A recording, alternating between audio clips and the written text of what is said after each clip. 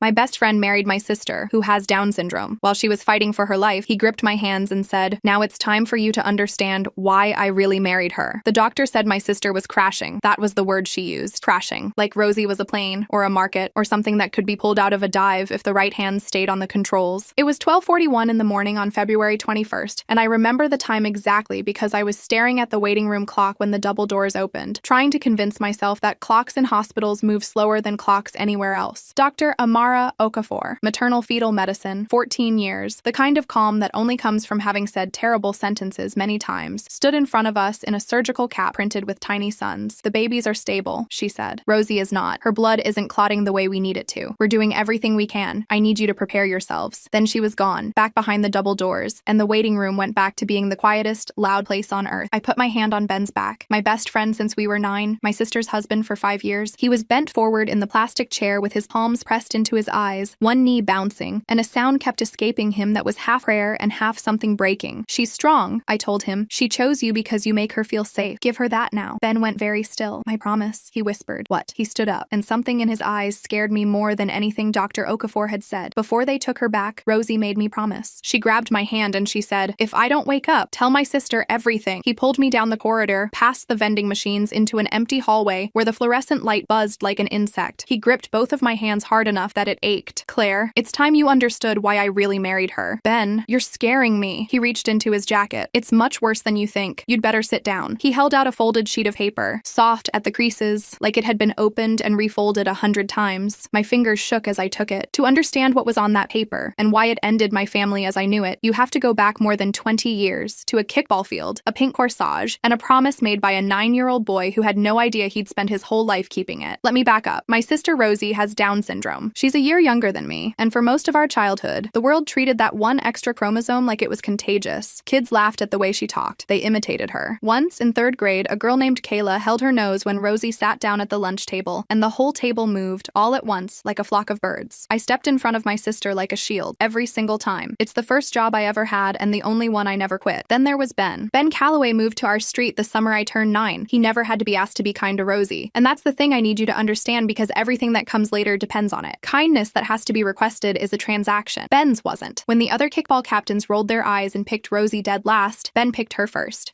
overall. She kicked a dribbler that went foul by a mile, and Ben, standing at the plate like an umpire, declared it fair with the confidence of a Supreme Court justice. She ran the bases with her arms out like wings. In 4th grade, and I watched this happen from the monkey bars, Ben knelt down in front of my sister and said, "Rosie, when we're older, I'm taking you to prom. That's a promise." Rosie talked about that promise for 8 years. 8 years. Any other kid would have been long gone, moved away, conveniently forgotten. When prom actually came, Ben showed up at our door in a rented tux with a pink corsage and a plastic clamshell, sweating like he was the one who'd been waiting 8 years. He danced every slow song with her. Everyone. My sister came home glowing like she'd swallowed the moon. Ben kept a photo from that night in his wallet. Rosie mid-laugh, corsage blurred because she was clapping. 10 years later, it was still there. I know because I checked once when he asked me to grab his card to pay for pizza. I stood at the counter with his wallet open and my throat tight. That was Ben. That was always Ben. And here's my confession, the one I've never said out loud until now. By 17, I'd started imagining a future with him. I never told a soul. But he lingered on our porch after dark. He laughed at Rosie's jokes that only I usually understood. And then he'd look at me like we were the only 2 people fluent in her. While I did homework, I let myself picture it. Ben, Rosie, and me. Together forever. In whatever shape forever took. I was sure